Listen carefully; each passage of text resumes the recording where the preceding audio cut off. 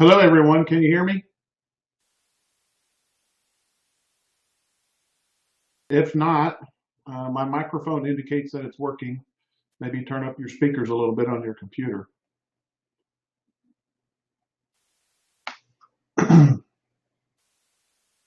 We're going to get started here. Okay, I see one yes there.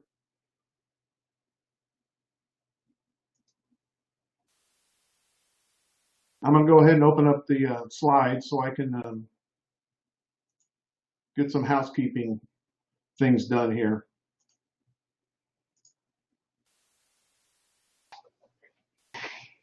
Can you see the slides? Okay.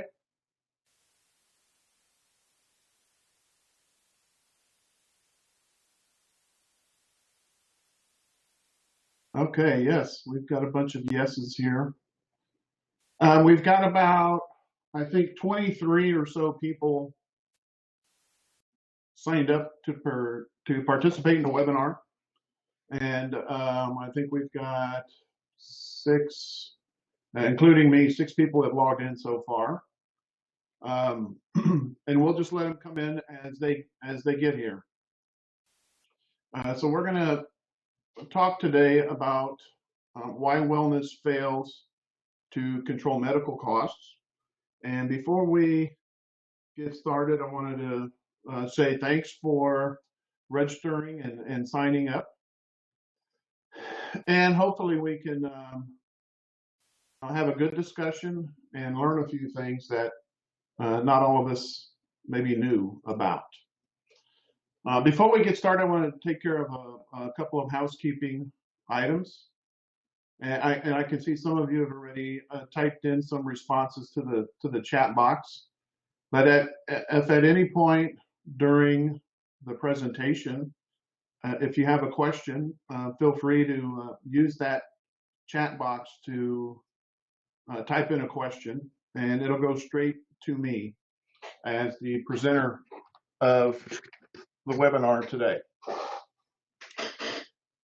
Secondly, I have to, you guys are going to be on mute today, so even if I tried to turn on your microphone, it's not that I couldn't do it, but you would have to download some software and install it before it would work so we could hear you. And I don't want to make people do that, so we'll use the chat box as a way for asking questions. Secondly, if you wanted to take notes during the webinar, you're more than welcome to do that. If you look across the top menu above where my head is, or where the little video camera feed is, there should be a series of buttons, and all the way to the right there's a more button with the ellipse or etc. sign. If you click on that, 1, 2, 3, 4 down from the top is an option to take meeting notes. If you select that, a box will open up on your left. And in that box, it's divided into two boxes. On the top is that box is labeled shared public notes. And if you type things in there, nobody will see them as we go, but immediately upon completing the seminar, the notes will be mailed out. And so anything that you type in the top shared public notes section, that will be sent to everyone. So if you have anything that you want to type to yourself that you don't want others to see, then type those into the your private notes section. And then those will only be mailed to you at the completion of the seminar, of the webinar.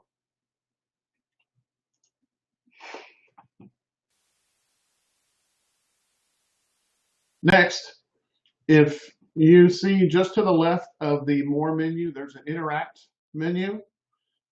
If you click on that,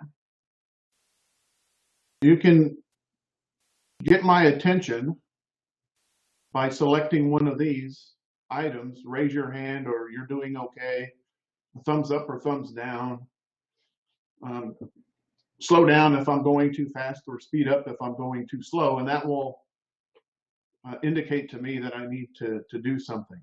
Now, I need to let you know that under normal circumstances, I have an audible chime that indicates to me that someone has changed their status. But we're recording the webinar today, so I've muted that. So give me a second to keep a look at the list there and notice that you've got a question or that something has changed.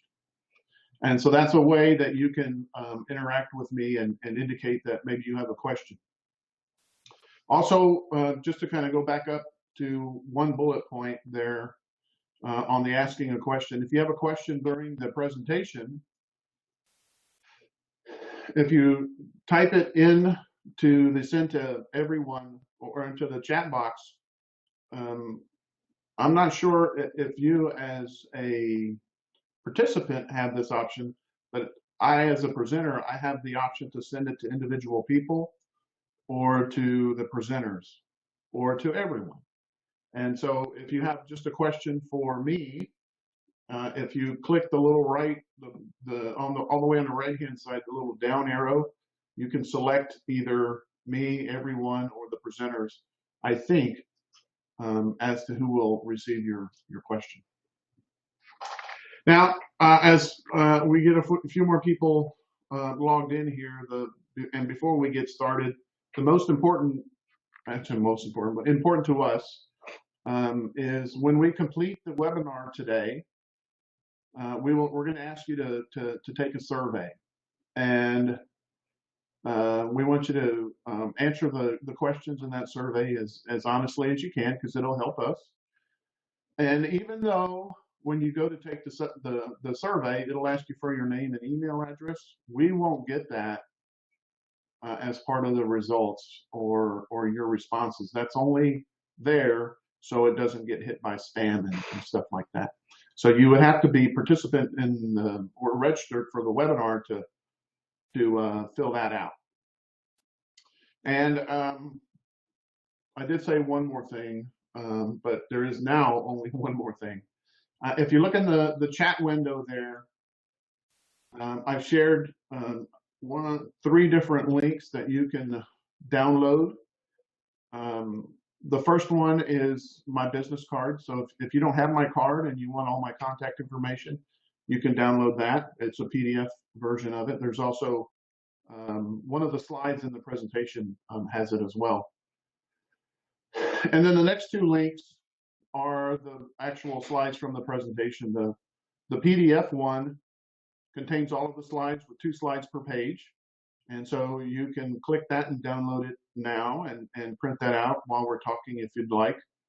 So you can also have something else to take notes on. And then the second of the slides is the actual PowerPoint format of the presentation. So I think we have all of the housekeeping stuff out of the way. And so we're going to go ahead and get started. And remember, if you have questions for me or if you need to get my attention, use the interact button or just type something into the chat box and it'll catch my eye soon enough. So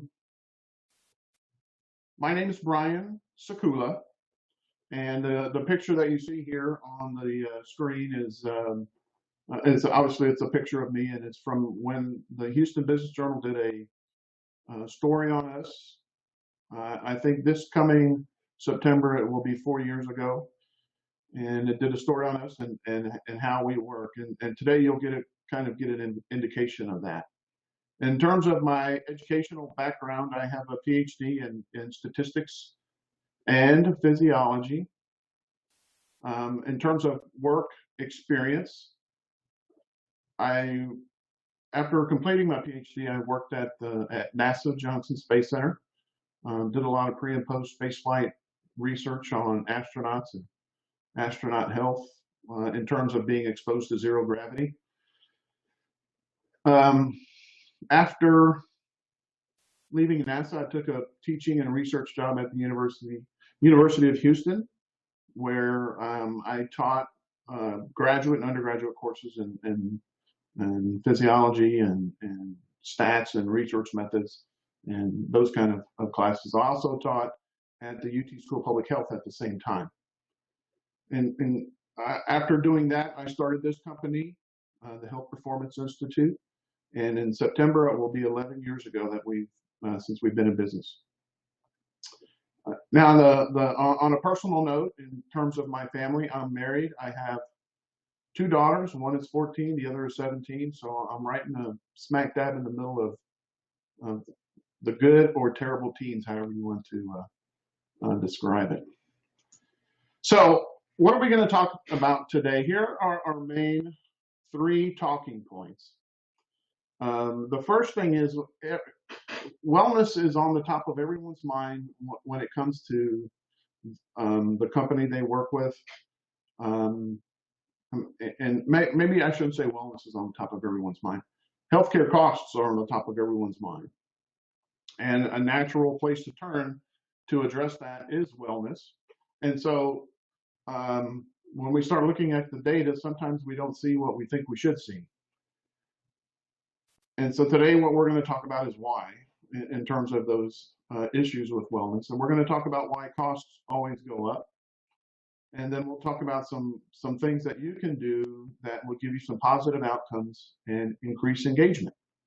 So we are going to get on down the road here.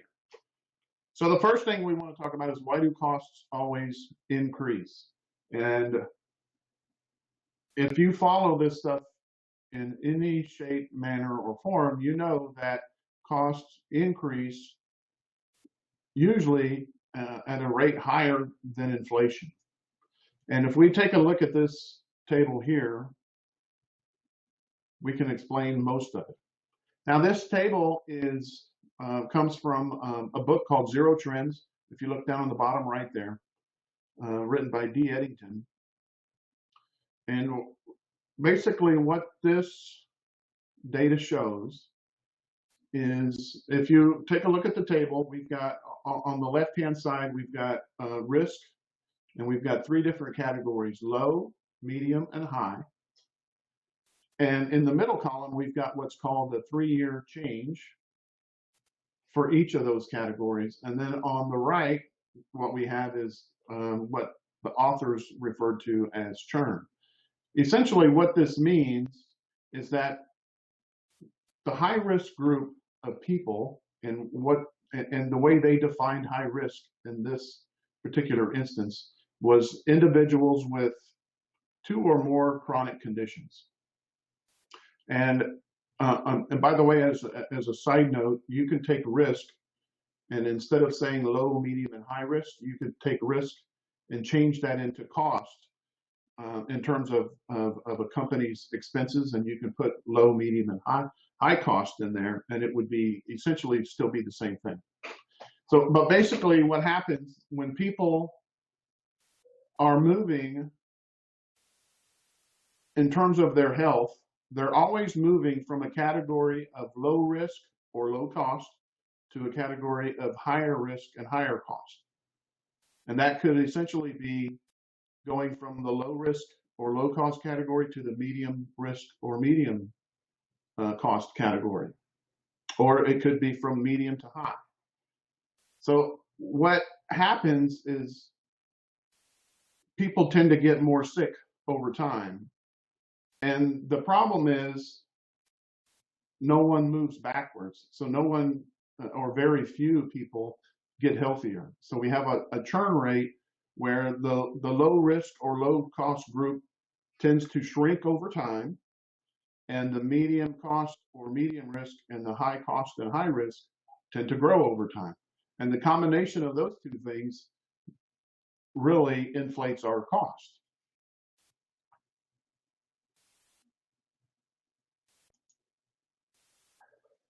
So in terms of costs, what we end up doing, or what we end up seeing or having, is we get more people that get sick, or their health status changes, like we showed in the previous slide. And so what that means is, if you have and let's say you have an employee group with 1,000 people, and let's say 200 of them are type 2 diabetic. Well, a year from now, you're not going to have, or most likely you're not going to have only 175 diabetics. You're going to have 220 diabetics or 225 diabetics. So this is where we see we get the more sickness or an increase in the change in status. So we get more people that are sick. And when I say sick, I'm not talking about sick like they have a cold, sick like they've been diagnosed with a chronic condition. And so as you add more people to the pool, that increases costs. Well, your costs go up. The second reason costs increase is on a year-to-year basis, it just gets more expensive to stay in business and to stay operating. So, for example, if an employee has high blood pressure today, 1 year from now, it's going to be more expensive to treat that condition, even if nothing regarding that condition has changed. So how can that be? Well, maybe the medication costs go up, which happens a lot. Or maybe the doctor's expenses go up and they start to charge more. Maybe the insurance has allowed them to bill more, so they're allowed to collect more and bill more. Anything that's related to operating expenses always goes up. And so when you combine these two factors, more people getting sick and operating expenses increasing, you really get this exponential change in costs. And this is why the costs always go up. It's not just because the costs of healthcare are getting more expensive. They are, but it's also a big part of it is that more people are getting sick. And so you're adding people to that pool that when you have a significant amount of employees or just a large pool, a 1% increase can be a significant amount in terms of expenses. Are we doing okay so far? Those things making sense? If you need me to explain something, or if you have a question, type it into the chat box, or change your interaction status, and I'll address it. So based on that, with people moving from a point of getting sick, from a point of low risk or low cost, or just lower risk and lower cost, and people moving to a point of higher risk and higher cost, what can we do? Well, there's really two different strategies that can be done. One is you can stop them from moving. You can stop them from where they are now, and you can stop them from moving to a point of higher risk and higher cost. Wherever they are, if you just stop them, and as long as they don't continue to get sick, the only increases in costs that a company will have are those that are related to operating expenses, right? Because if you stop everybody, no one's getting more sick. Our pool of people that are getting sick is staying the same, and so we're not having this increasing pool of sickness. So that's what stop the progression means. That's one thing that we can do, and that's pretty effective if we can do it. What's even better is to take them, once we've stopped them from moving, is to take them and move them backwards. So we move them from either a medium or high risk or cost group and move them to low or medium cost or risk group. So we shrink, essentially what we're doing with our whole pool of people is shrinking that, the number of people that are in it. So then it's getting smaller and our expenses end up going down when we have effective ways of doing that.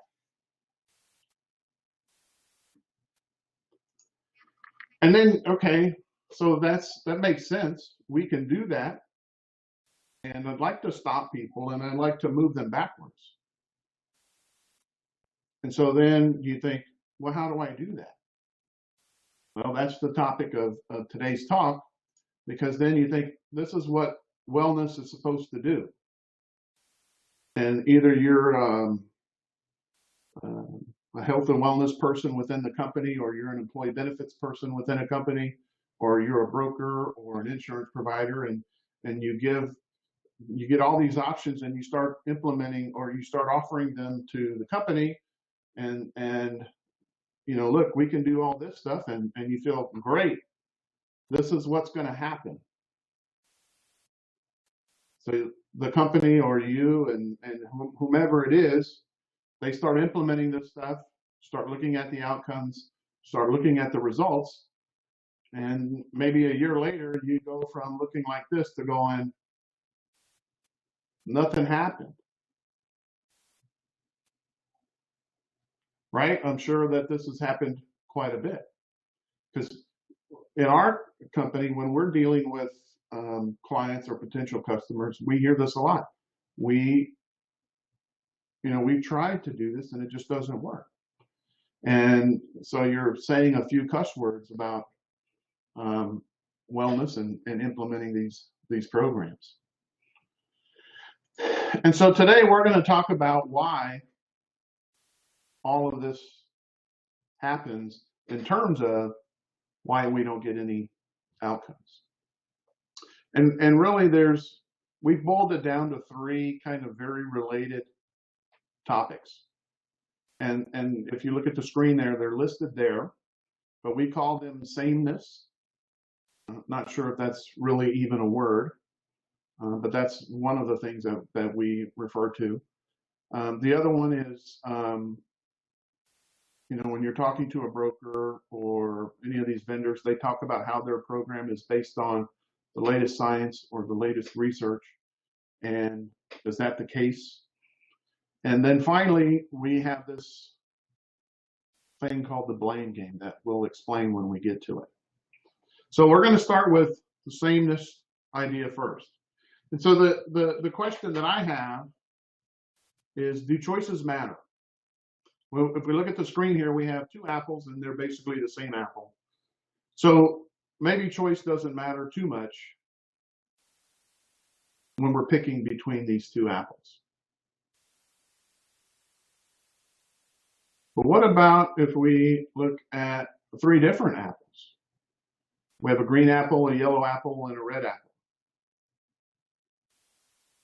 Is there a difference between these three apples? I mean, maybe a little bit, but essentially not much, because ultimately they're all three still apples, right? They're basically all the same.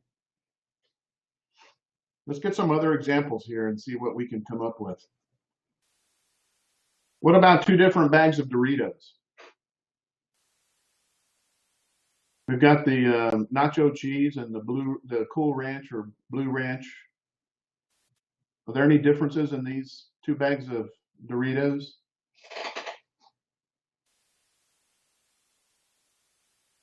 What about these assorted snack cakes?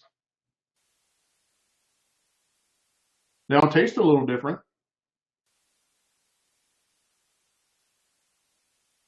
What about these different loaves of bread?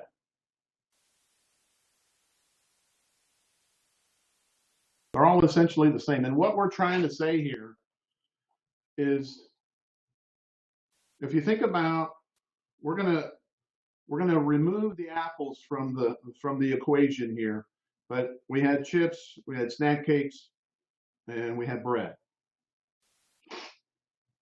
And when you look at these items, they're all essentially the same, right? I mean, they're made with their ingredients are some type of flour.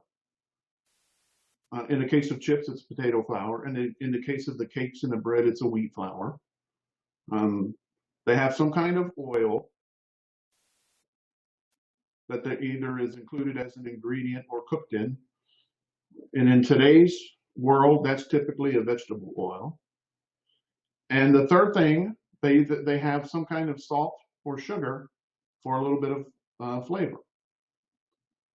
Where they start to differ is on some other ingredients that give it further distinctions in terms of flavor and color. But at the root or the core, all of these things are the same. Now think about that from the perspective of a wellness programs and all these different vendors, whether they come from the carrier side or an independent vendor or a third party vendor or wherever they may come from. We may see some differences in interactions in terms of coaching. Maybe it's webinar based or phone based or email based. But the message, which is the core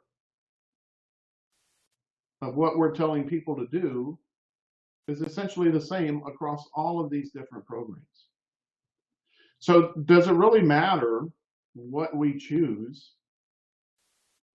when they all say the same thing? And if the overwhelming consensus is that wellness doesn't really work, then does it even matter? Well, when they're all the same and they all have the same outcomes, well, then maybe it doesn't matter. And maybe that's kind of part of why we're seeing the same results across the board, and people aren't really that fired up because, oh, our guys won't engage. We had a meeting with the company just this morning, in fact. Well, we've tried to do this. Our guys don't want to do it. And it's a pretty blue collar type of environment. Well, they don't want to do it because everything's the same. They know what to expect.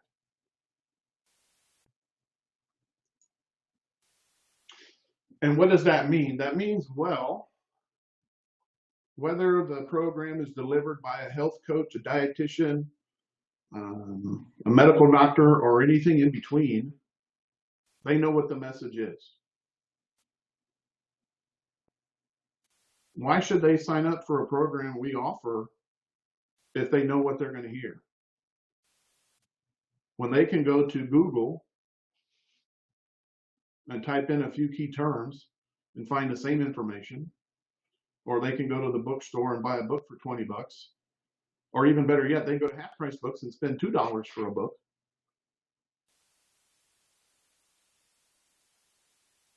But no matter what they participate in, hear, think, or do, or even read, it all says the same thing.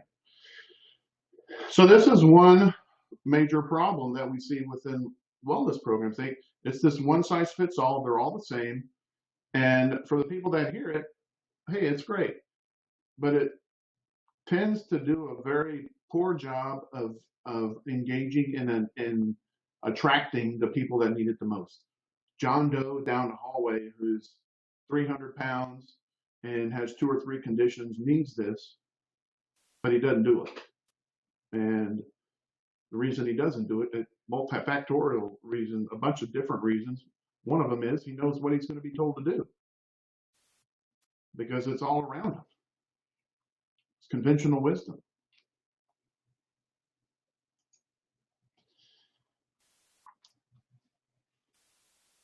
The second reason that we've identified that these wellness programs don't do such a good job is research and science. Now, all of them say they're based on research, but if they all say the same thing, how can they really be based on research? I mean, they're not doing much research if they all say the same thing. At least coming from my perspective as someone who used to conduct research, you can't just say the same thing, because in research you're supposed to discover things and learn things and find things out. They're not doing that. And so all we do is we just call these copy and paste or cut and paste programs. Find the information here, find it there, copy and paste it and put it in your own program and call it what whatever you want. Are we doing okay so far?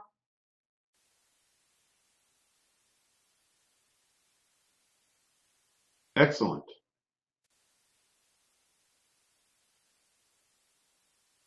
So here's our third one. It's the blame game. And what do we mean by the blame game? Well, for those that need our program the most, need our help the most, and don't participate, or maybe they do participate and don't do it, what is our message to them? It's your fault. You don't have the willpower. You can't do it. Well, is it any wonder the people that need our help the most don't sign up for these things? Because why do they want to made to feel be why do they want to be made to feel like they're failing at something? Nobody likes to feel that way. But on all of these programs, that's how they're made to feel because they don't have the willpower to do it, which is really that really to me indicates that as people that are, and I'm part of this, but we're giving this message, and it means that we're unable to see and step back and say, maybe there's something wrong with the message that we're giving these people, or maybe there's something wrong with what we're telling them to do. Because if they can, rather quickly jump on Google and find out what it is that they want us to, or if they can get on Google rather quickly and learn what we're going to tell them, or maybe some of them have done it repeatedly, they know what we're going to tell them without doing any research on their own. If they know what we're going to tell them, well, then they probably know that they're not going to like the feeling at the end when they can't do it. So they're not going to participate. And it's important for me to remind myself all the time that John Doe down the hall that needs this stuff, he didn't wake up today in that condition. He got there over the course of 15 to 20 years of doing the things he was doing. And during those 15 or 20 years, he's tried a bunch of stuff because he didn't like it. He didn't like the way he was feeling. He didn't like gaining weight and all those things. So he didn't just wake up like that. And he's tried things. And most likely, some of the things he's tried are some of the things that we've offered him. They may have a different name, or they may be packaged up differently, but essentially, it's the same thing. That's the whole sameness thing. And then when he can't do it, it's his fault because he just didn't have the willpower or he didn't want to do it. And so those are the three different reasons that we come up with. And when we offer these programs, no matter what it is, what do we tend to see? We tend to see the same people participating all the time, right? Take a look at the two different images here. We get Charlie CrossFit, who's going to do CrossFit no matter what we offer, no matter what incentive we give them, even if we didn't do anything, he's going to do it. Or you got Mary Marathon or Tommy Triathlon, or even for those of us in the Houston area, those that are that do the MS 150. It doesn't matter what we offer; they're going to either sign up or do it on their own. And these are the kind of people that this kind of message is helpful to, because they don't even need to hear it really to essentially get out there and do it, because they're going to do it anyway. But we're missing the people that we need to impact and have a positive impact on.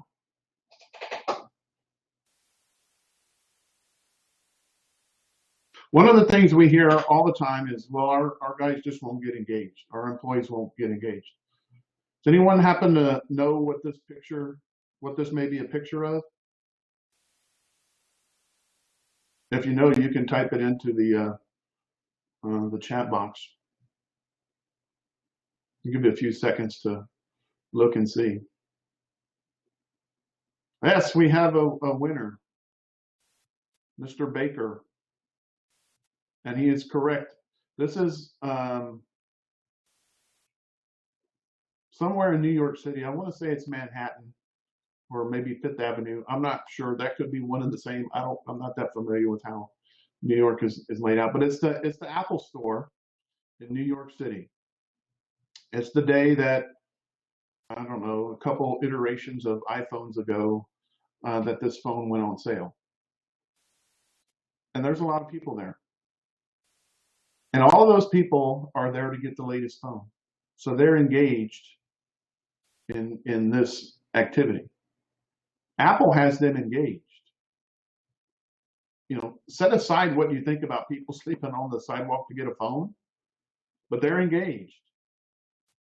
And if you look at it and you think about it this way, if you work for an employer or if you're with a broker and a company tells you that their employees won't get engaged, or you think your employees won't get engaged, ask yourself a question or ask them a question. How many of your employees have an iPhone? Or how many of your employees have a Google phone? And the answer will be a lot of them. So to blanketly say that your employees, or to say that our employees, or to agree with someone who says their employees won't engage, is not really accurate, right? I mean, if so many people have these phones, they want them, so they're getting engaged by either Apple or Google for the Android phone or whatever smartphone they may have. And so they're capable of getting engaged, but we can't seem to get them engaged in wellness. And so why is that? Maybe it's our message. Maybe it's because all of the programs are the same. Maybe because they're all cut and paste programs and they don't do any research. And maybe because it's hard for us to say, to look in the mirror and say that, maybe what we're doing here isn't correct. And it's their fault because what I say is correct.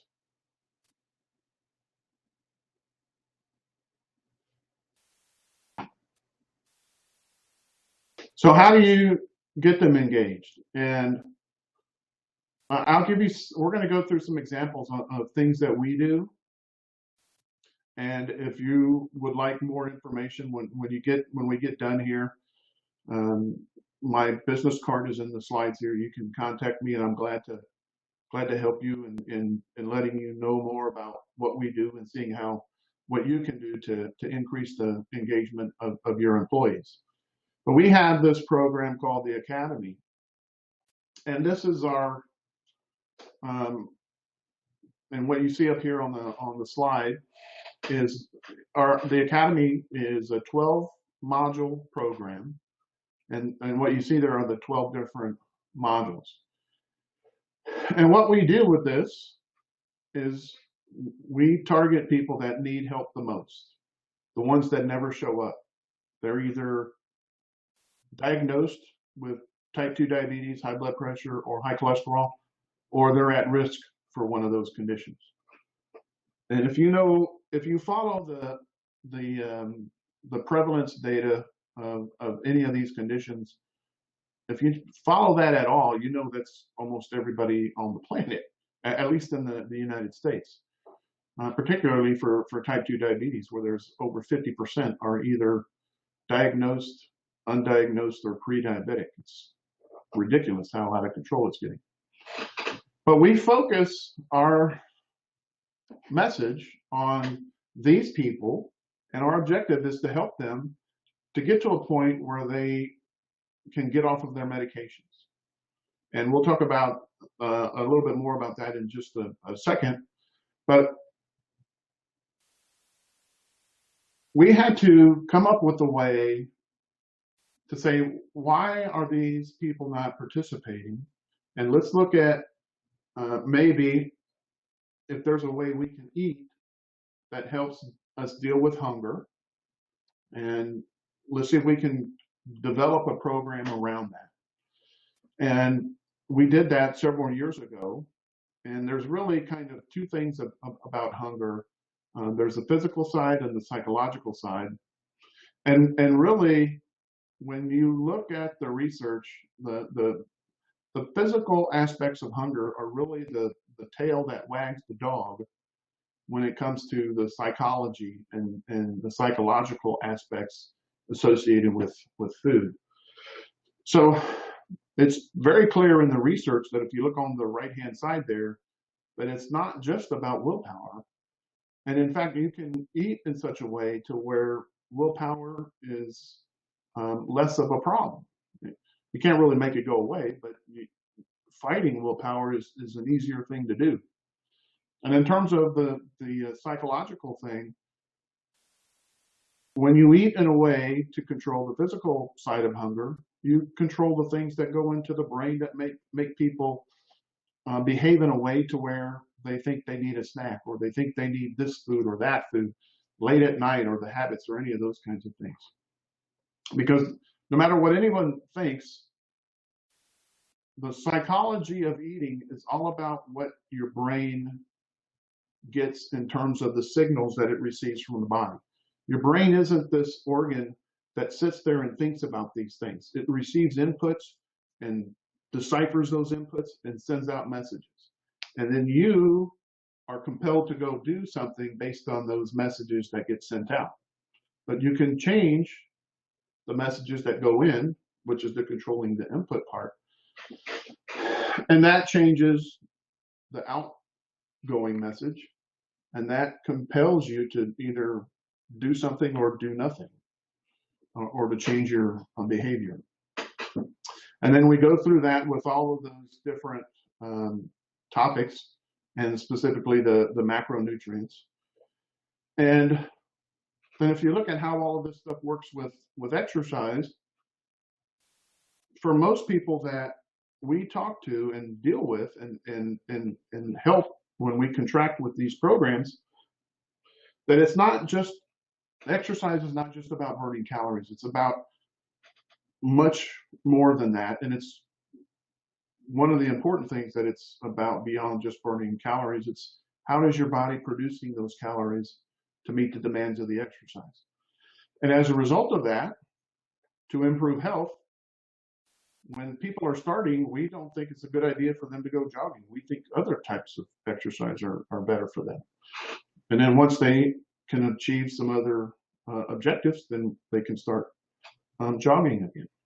So this is our approach, and how does it work? Well, here's just a sample of a few emails that we get on a regular basis, more than I can count, because we get them in all the time. And in terms of engagement, when we start working with a company, we usually get a 20% higher rate of enrollment than what the company thought, which that to me indicates that we're doing a pretty good job in getting people engaged. And here's another example. When we're starting the program, the academy, like with all the topics that you saw a couple slides ago, once a month we have them fill out it's an 11 or 12 question, 11 or 12 item questionnaire, and these are some of the outcomes. And all of these are important, but just take a look at the first one. 84% are less hungry than when they started. That's major. And that's huge to keep people motivated and keep them going. Because what's the main deal when it comes to dietary programs and weight loss? People get off not because they're bored. I mean, some may, but overall, people stop doing that because they want something else and they're hungry. I mean, if you need some evidence of that, go into Google and type in Weight Watchers and hungry, and you're going to see a lot of people not very happy, unfortunately. And then you can look through the other percentages. But this is a way that we've been working that helps get people fired up and motivated. It's the John Doe down the hall who needs it that we are able to get them fired up and help the ones that need it the most. I mean, it's not that we don't care about, Charlie CrossFit or Tommy Triathlon or whomever they are, the people that are going to do that, because they're going to be in the low cost or low risk group pretty much anyway. But it's those others, the ones that we need to engage and attract and get involved, that we need to get doing these things. And this is our approach at doing it, and these are the things that we see when we help them, because those are the people that we're getting. And here's a couple of some examples of some things that we've recently finished or are doing now. We just finished with a salt mining company, I think in December or maybe November. We just wrote their report in February, I think, and they had a 30% reduction in their medication load on a pre and post basis. And that's for targeted meds. And the way we define targeted meds is things for high blood pressure, high cholesterol, or type 2 diabetes, and things that are prescribed by a doctor to control any of those conditions. But 38%, I mean, that's pretty outstanding change. We're just starting with a huge pipeline company, and they're spending over or right at $5 million a year in insulin. $5 million a year, which was ridiculous for one type of drug. But they've got almost 6,000 employees, and but they've got about 1,000 of them are on type 2 diabetes. And so our projections as we're getting started here are to cut those costs in half, because historically, when we work with diabetics, about half of them no longer need insulin when we're done. And the other half that still needs it, they've had a significant change in the amount of units that they take, or maybe they were taking 2 and they're down to 1, those kinds of things. And currently, we're working with a local county government in the Houston area. And in the first 3 months, we've had a 6% reduction in the amount of insulin that their employees are taking. And that's huge. That's if nothing changes, they're going to save, just for the small sample that we're working with as a test group, they're probably going to save close to $100,000 on their plan. And certainly our cost will not approach that if everything stays the same.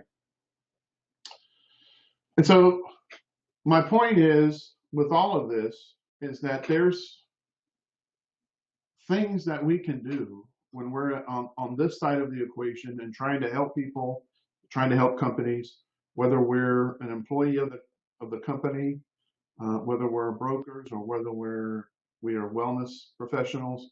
There's things that we can do that are helpful, but they're not your standard run-of-the-mill things. And so we have to kind of go out and look around for them, and not just take what's provided by the carrier or the vendor or anything like that. And so I'm here to help you in any way that we can. And if you needed some further reading on things that we do, I'm not sure if this is going to come across. If you've downloaded the PowerPoint, first of all, has anyone downloaded the PowerPoint yet from the link in the chat box? If you have, can you take a look and open it up and see if you can click the link for any of these articles listed here? This is two slides from the end of the presentation.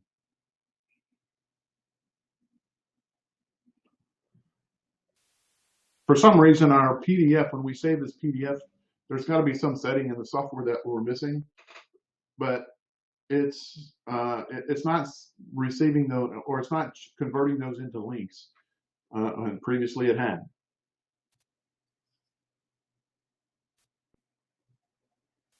But if it doesn't work, we just let me know, and we'll figure out a way to get it to you in another way. But you can find these at either websites. Let me type in a website here.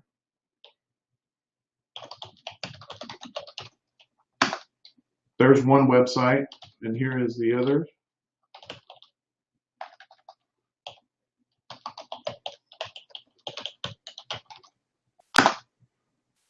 There are two different websites there. Brian School is my personal one, and there's a couple of articles there. There's also an about page there where you can learn more about me. And then the Health Performance Institute, that's our main one. Most of these articles that are listed here are there, except for the very first one. That's Type 2 Diabetes is Killing Your Company. And we wrote a whole article on that. Is exercise more difficult with type 2 diabetes is another one. Now, just a list of things, and it'll give you an idea of our teaching method, our message, our recommendations, and things like that. Oh, you can see our Member of the Year, Catherine, from last year. So she's our reigning Member of the Year for this year. And then finally, earlier this year, the IARC came out with the recommendations from the World Health Organization on red meat and cancer. And so we had I wrote an article on that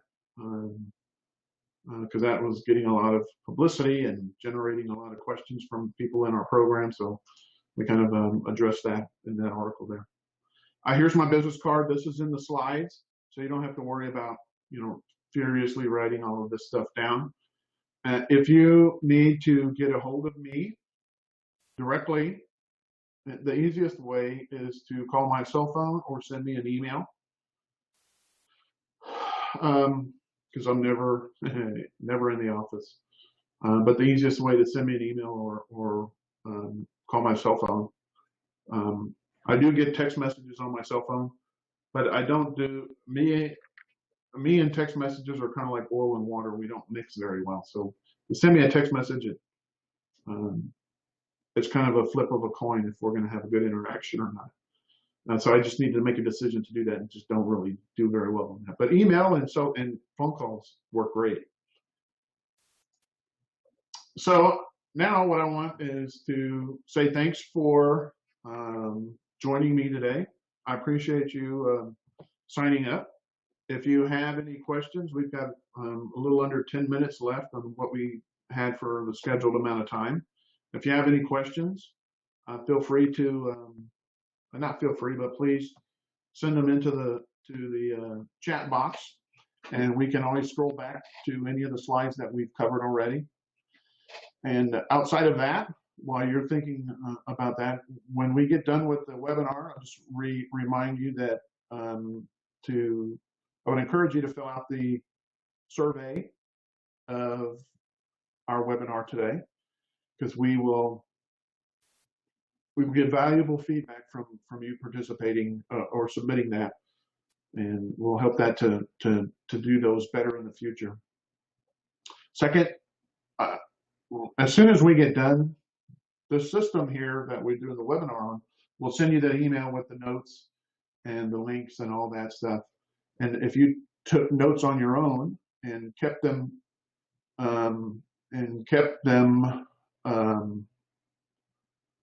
private, the private ones will only go to you, but those in the public box will go to everyone. And we have a message here from Robson that the PDFs and the PowerPoints are not, they don't have the links in them.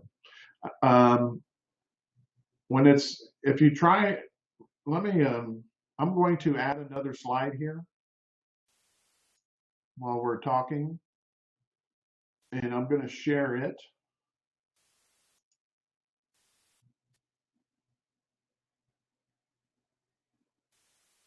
And while I look for this,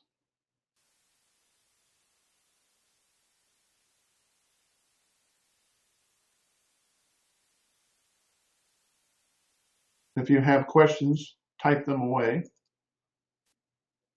This is a single slide of those articles.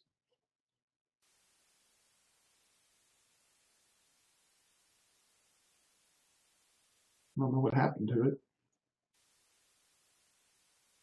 Oh, here we go.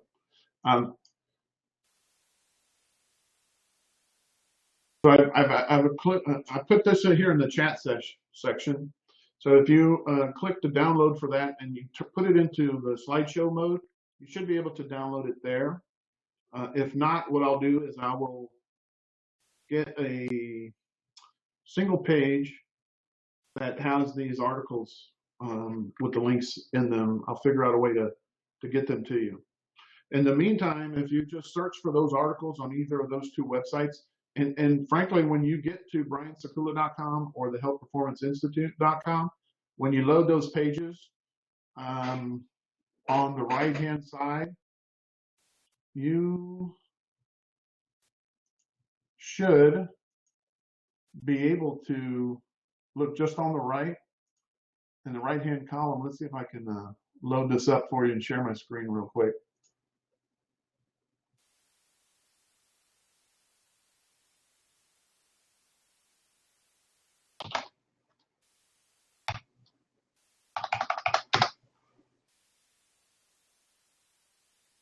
All right, so I'm going to share my screen.